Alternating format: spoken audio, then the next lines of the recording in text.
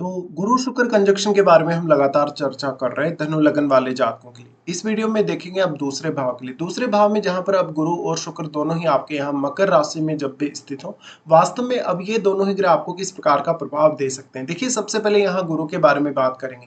गुरु यहाँ नीच की स्थिति में है। नीच की स्थिति में होने के बावजूद अगर यहाँ गुरु मान लीजिए आपके रेट्रोग्रेड होके स्थित है तो सामान्य ग्रह की तरह ही यहाँ प्रभाव देंगे। लेकिन मान लीजिए यहाँ पे गुरु रेट्रोग्रेड नहीं है, सामान्य स्थिति में बैठे, तो गुरु नीच के हो गए, तो आपको शनि को देखना होगा। शनि अगर बहुत अच्छी स्थिति में है और शुक्र भी यहाँ अगर काफी बली हो, तो आपको ज्यादा चिंता करने की आवश्यकता नहीं। इसके साथ साथ क्योंकि गुरु लग्नेश भी है और फोर्थ लॉर्ड भी है, इसलिए गुरु एक अत्यंत शुभ ग्रह होने के नाते आपको उतना नुकसान नहीं करेंगे। और फिर वो एक अत्यंत शुभ ग्रह शुक्र के साथ बैठे। हालांकि दूसरा कोई भी ग्रह अगर यहाँ बैठा है इनके अलावा, जैसे गुरु शुक्र तो यहाँ है ही, साथ में और भी ग्रह हो सकता है, चंद्रमा हो सकते हैं, या यहाँ पे शनि हो सकते हैं, राहु केतु हो सकते हैं, बुध हो सकते हैं। तो कोई भी प्लेनेट जो यहाँ बैठा उसको आप जरूर देखिएगा। तो जो भी प्लेनेट यहाँ होगा, अगर कोई ग्रह यहाँ गुरु का मित्र ग्रह ही यहाँ बैठता है, उस केस में आपको काफी फायदा मिलेगा। लेकिन अगर यहाँ कोई शुक्र का भी मित्र ग्रह अगर बैठता है, उस केस में भी आपको काफी फायदे होंगे। ये आपको देखना होगा कि वो ग्रह आपके चार्ट में कौन कौन से भावों को रिप्रेजेंट कर रहा है। अब सेकेंड हाउस की बात जहां तक आती है, ये हमारी सेविंग को, हमारी ओवरऑल जो लाइफ का स्टेटस है उसको बताता है, साथ ही हमारे खान पान और हमारी वाणी को बताता है। तो यहाँ पे आपके लिए दोनों ही ग्रहों का प्लेसमेंट है, तो निश्चित तौर पे आप अपनी फैमिली की सारी रिक्वायरमेंट्स को पूरा कर सकेंगे। आपकी इनकम भी अच्छी होगी, साथ ही साथ आप अपने खर्चों को भी बेहतरीन तरीके से मैनेज कर सकेंगे। ये दोनों ही ग्रह आपके करियर और आपकी अर्निंग्स पर सबसे ज्यादा प्रभाव डालेंगे। यहाँ शुक्र क्रिएटिविटी के भी कारक हैं, तो शुक्र यहाँ आपकी वाणी पर भी बहुत अच्छा प्रभाव देंगे। लेकिन देखिए, गुरु यहाँ है तो थोड़ा सा जातक जो होगा घमंडी अवश्य होगा अपनी अर्निंग्स वगैरह को लेके, और थोड़ा स्ट्रिक्ट भी होगा। अब अगर शनि का संबंध यहाँ बनता हो, तो जातक में ज्यादा डेडिकेशन और अनुशासन आ जाएगा अपनी फैमिली रिलेटेड मामलों में और अर्निंग रिलेटेड मामलों में।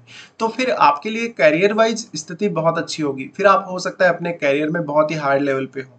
अगर यहाँ राहु केतु का संबंध बनता है, तो आपकी फैमिली लाइफ उतनी ज्यादा सेटिस्फैक्टरी नहीं होगी। कुछ ना कुछ या तो लगातार उतार चढ़ाव होते रहेंगे, या आपकी इनकम स्टेबल नहीं होगी, या आपको एफर्ट्स बहुत ज्यादा करने होंगे।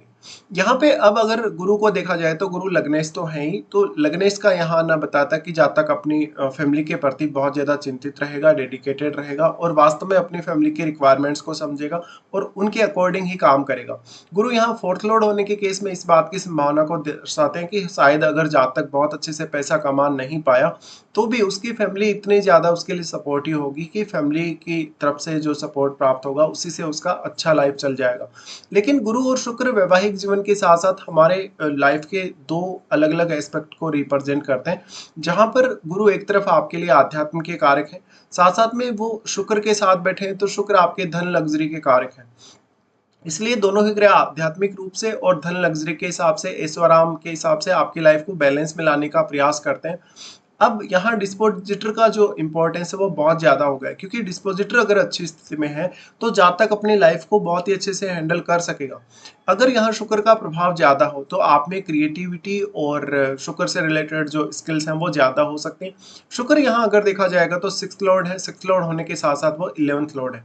तो हम बोल सकते हैं, हालांकि जातक थोड़ा खर्चा ज्यादा करेगा अगर यहाँ शुक्र ज्यादा ही स्ट्रांग है। वैसे तो अपने मित्र के घर में है ही, लेकिन अगर रेट्रोग्रेड नहीं है और डिग्री वाइज भी काफी बलाबल के साथ बैठे हैं, भाव के स्वामी बहुत अच्छी कंडीशन में बैठे हैं, तो जातक अपनी फैमिली की सारी रिक्वायरमेंट्स को पूरा अवश्य ही करेगा। साथ ही साथ जातक का जो वेल्थ एक्यूमुलेशन है वो भी होगा। यहाँ पे अब शुक्र सिक्स लॉर्ड है, तो जातक कभी भी कोई कर्ज वगैरह लेने या फाइनेंशियली कभी भी कोई रिस्क लेने से नहीं घबराएगा। और गुरु जैसा ग्रह साथ बैठा हो, तो जातक बहुत ही विवेकशीलता के साथ, बुद्धिमत्ता के साथ और बहुत ही कैलकुलेटेड तरीके से रिस्क ले सकता है। इसके साथ साथ ये क्योंकि यहाँ गुरु सिक्स्थ हाउस पे दृष्टि डाल ही रहे और वो सिक्स लॉर्ड के साथ बैठे, तो ये कैरियर के लिए डिसीजन लेने के मामले में भी यहाँ गुरु आपको काफी सपोर्ट कर सकते हैं। अब देखिए, यहाँ अगर शुक्र को देखें, तो शुक्र 11th लॉर्ड है। 11th लॉर्ड होने के केस में ऐसा जातक अपनी फैमिली से रिलेटेड पहले से कोई चला रहा बिजनेस, उसको भी बहुत अच्छे से हैंडल कर सकता है, या वो इंडिविजुअली खुद के एफर्ट्स से इतना ज्यादा ग्रो कर सकता है लाइफ में, जहां पर कहीं ना कहीं वो बहुत स्टेबिलिटी की तरफ चला जाएगा आने वाले समय में। तो गुरु शुक्र एक तरफ आपकी मैरिड लाइफ और आपके जीवन को आध्यात्मिक और भौतिक सुख सुविधाओं के हिसाब से बहुत अच्छा बैलेंस में लाने का प्रयास करते हैं। दूसरी तरफ कहीं न कहीं आपके नेटवर्क को मजबूत करने और आपकी अर्निंग्स को मजबूत करने में भी दोनों की भूमिका बहुत अहम है। साथ ही साथ यहाँ दोनों ही ग्रह स्थित होकर आपके करियर को बहुत ज़्यादा प्रभावित कर रहे हैं, आपके खान-पान को और आपकी फैमिली लाइफ को। तो मोस्टली इस बात की संभावना बन जाती है कि जब तक अपनी फैमिली लाइफ और अपने अन्य मामलों में बहुत ही अच्छे से निर्णय ले सकेगा। साथ ही जो भी जब तक को रिक्वायरमेंट्स रहेंगी फैमिली रिलेटेड मामलों में, अर्निंग्स रिलेटेड मामलों में, वो उन रिक्वायरमेंट्स को बहुत ही अच्छे से समझ पाएगा। यहाँ शुक्र 11th लॉर्ड है। 11th लॉर्ड होकर जब इस तरीके से शुक्र बैठे होते हैं, तो ये आपके नेटवर्क सर्कल बहुत अच्छा हो जाता है। नेटवर्क सर्कल आपका काफ़ी बड़ा हो सकता है। साथ ही साथ जहाँ तक काफ़ी फ्रेंडली हो सकता है। वो अपनी वाणी के प्रभाव से दूसरों को बहुत ज़्यादा प्रभावित करेगा। साथ ही साथ यहाँ शुक्र का आना धन लग्ज़री के हिसाब से बहुत अच्छा साबित होगा, क्योंकि जो आप अपनी फैमिली के रिक्वायरमेंट्स के हिसाब से खर्चा करेंगे, उन मामलों में यहाँ शुक्र ज़्यादा बेहतर साबित होगा। अगर हम इसको दृष्टियों के हिसाब से देखेंगे, तो गुरु सबसे पहले दृष्टि डालते हैं आपके 6th हाउस पे, जहाँ अब वो 6th लॉर्ड के साथ बैठे, तो गुरु हमेशा यहाँ आपको प्रोटेक्शन देंगे। लेकिन देखिए, गुरु अगर आपको सामान्य स्थिति में बैठे हुए देखने को मिले, उस केस में थोड़ी मेहनत आपको ज़्यादा करनी होगी, अगर यहाँ शुक्र उतना मजबूत नहीं है तो। बट अगर आपके गुरु रेट्रोग्रेड हो चुके हैं, रेट्रो होकर अगर यहाँ दृष्टि डाल रहे हैं, तो ऑलमोस्ट आपको हर तरीके से यहाँ प्रोटेक्ट करने की कोशिश करेंगे। तो आप अपने करियर में जितना एफर्ट लगाएंगे, उतना ही आपको फायदा मिलेगा, और जितनी आप मेहनत करेंगे उसका रिवार्ड भी आपको मिलेगा। हालांकि 6th हाउस में बैठे हुए प्लेनेट को आप जरूर चेक कर लीजिए। उसके बाद दोनों ही ग्रहों का दृष्टि आ जाता है आपके 8th हाउस में। अब 8th हाउस में जब दोनों का दृष्टि आता है, यहाँ भी इनकी जो स्थिति है काफी इंटरेस्टिंग हो जाती है, क्योंकि एक तरफ जहाँ आपके 8th लॉर्ड चंद्रमा है, तो क्या वास्तव में चंद्रमा का संबंध गुरु या शुक्र से है या नहीं, वो जरूर देखिए। साथ ही साथ यहाँ देखिए, अष्टम भाव में बैठा हुआ प्लेनेट, उसकी भूमिका भी बहुत अहम होगी। पर क्योंकि 8वां भाव आपका ससुराल पक्ष है, और पैतृक रूप से आपको विवाह के पश्चात या विवाह से पहले जो कुछ भी मिलता है माता पिता से, वो सब भी यहाँ देखा जाएगा।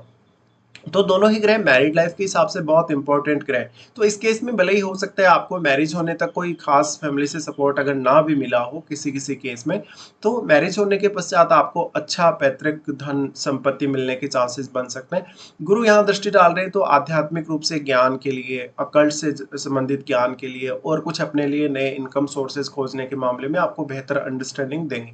दोनों ही ग्रहों का यहाँ संबंध है, तो अब आपका जो जीवन साथी का फैमिली होगा, वो आपको बहुत सपोर्टिव होगा। हालांकि यहाँ अगर कोई फायरी प्लेनेट बैठा है अष्टम भाव में, तो कभी कभी रिलेशंस आपके खराब भी रह सकते हैं। बट यहाँ अगर कोई फायरी प्लेनेट बैठेगा, उस केस में आपको ये हाउस से रिलेटेड जो रिजल्ट पाना है, वो और भी ज्यादा आसान हो जाएगा। स्पेशली आपको कोई भी बहुत डीप स्टडी करनी है, कोई रिसर्च वगैरह करना है, उन मामलों में। तो यहाँ इस हाउस के जो लॉर्ड है वो चंद्रमा है। चंद्रमा का संबंध देखिएगा, चंद्रमा का संबंध वास्तव में गुरु शुक्र से है या नहीं, या आपके इवन सेकंड लॉर्ड से भी है या नहीं। साथ साथ में यहाँ अब जो भी प्लेनेट होगा आपके अष्टम में, वो हो सकता है गुरु का मित्र हो या शुक्र का मित्र हो, तो उस हिसाब से आपको विचार करना होगा। उसके बाद यहाँ गुरु का दृष्टि आ जाता है आपके 10th हाउस पे। देखिए, 10th हाउस पे जो दृष्टि आएगा, ये बहुत ही इंपॉर्टेंट दृष्टि होगा, क्योंकि यहाँ जो बुध के घर पे दृष्टि डाल रहे हैं, और बुध आपके सप्तमेश भी हैं, तो मैरिड लाइफ के हिसाब से भी यहाँ पर अगर देखा जाएगा, क्योंकि 8वें भाव पे दोनों का ही प्रभाव है ऑलरेडी, और आपका मैरिज के अलावा हो सकता है कि पार्टनर का जो सपोर्ट है आपको, स्पेशली अगर किसी भी स्त्री के चार्ट में ये कंजक्शन बन रहा है, उस केस में उनके जीवन साथी की तरफ से उनको उनकी जो आर्थिक स्थिति है, उसमें बहुत बड़ा योगदान देखने को मिल सकता है। तो गुरु का यहाँ दृष्टि डालना बेसिकली आपके कैरियर से रिलेटेड अंडरस्टैंडिंग के लिए, कैरियर में आगे बढ़ने के लिए बहुत अच्छा होगा। और 11th लॉर्ड के साथ गुरु बैठे हैं, तो कहीं ना कहीं आप जिस भी प्रोफेशन में होंगे, उसमें आप अपना पूरा का पूरा एफर्ट डालेंगे, और साथ साथ में आपको प्रोफेशन में काफ़ी ज़्यादा चेंजेस भी देखने को मिलेंगे समय के साथ साथ। बट आगे चलकर लगभग 40-45 की एज के बाद आपको ज़्यादा अर्निंग्स होने लगेंगी, और लाइफ में आप अपने आप को ज़्यादा स्टेबल देख पाएंगे। तो शुरुआती जो फेज है आपका, लगभग 25 या 30 तक की एज का जो फेज है, उसके लिए ये जो कंजक्शन है वो उतना अच्छा साबित नहीं होता है कभी कभी, जब आप खुद के हिसाब से ही अगर लाइफ को सेटल करना चाहें, या खुद की अर्निंग्स के हिसाब से ही हमेशा चलना चाहिए, अगर आपको फैमिली से सपोर्ट नहीं चाहिए तो। बट बाद में आगे चलकर आपको बेहतरीन सपोर्ट मिलने के चांसेस रहते हैं।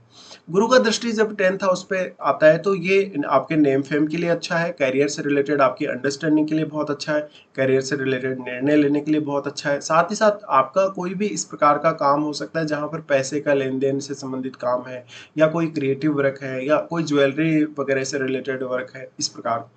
तो ये सब संभावनाएं आपको देखने को मिल जाएंगी जब भी गुरु शुक्र का कंजक्शन सेकंड हाउस में। बट यहाँ पे मैरिज के हिसाब से दोनों ही ग्रह बहुत ही इंपॉर्टेंट कहे जा सकते हैं। तो अगर मान लीजिए अब किसी स्त्री के चार्ट में ये कंजक्शन बन रहा है, स्त्री के चार्ट में क्योंकि गुरु उनके हस्बैंड के कारक होंगे, तो स्त्रियां ये एक्सपेक्ट कर सकती हैं अगर गुरु आपका यहाँ पे रेट्रोग्रेड भी हो तो और अच्छा है, और लेकिन यहाँ शुक्र आपका रेट्रोग्रेड नहीं होना चाहिए। यहाँ पे अब क्योंकि गुरु आपके हस्बैंड के कारक है, तो आपका मैरिज होने के पश्चात आपको आपके इन लॉज से और आपके हस्बैंड से शुक्र से रिलेटेड जो चीज़ें हैं उनके मिलने के चांसेस बहुत ज़्यादा होंगे। तो आपकी लाइफ में बहुत ज़्यादा सुख साधन या सुविधाएं होंगी। साथ साथ में अब क्योंकि शुक्र है वो पुरुषों के लिए उनकी वाइफ के कारक है, वाइफ के कारक होने की वजह से यहाँ हालांकि सप्तम भाव में बैठे हुए प्लेनेट को जरूर देखिए और सप्तमेश को भी देखिए। बट अकॉर्डिंग टू ये जो युति है उसके हिसाब से अगर हम बात करें तो शुक्र यहाँ क्योंकि पुरुषों के लिए उनकी वाइफ के कारक हैं, तो गुरु से रिलेटेड जो कारकत्व है वो आपकी लाइफ में बढ़ेगा। जैसे कि आपको आपका पार्टनर धन लग्जरी के हिसाब से तो सपोर्ट करेगा ही करेगा, बट वो आपकी फैमिली लाइफ में, आपके रहन सहन में, खान पान में बहुत बड़ा योगदान करेगा, या वो अपनी अंडरस्टैंडिंग, अपने ज्ञान के माध्यम से आपको आपकी अर्निंग्स में बहुत सपोर्ट करेगा या वेल्थ एक्यूमुलेशन में सपोर्ट करेगा।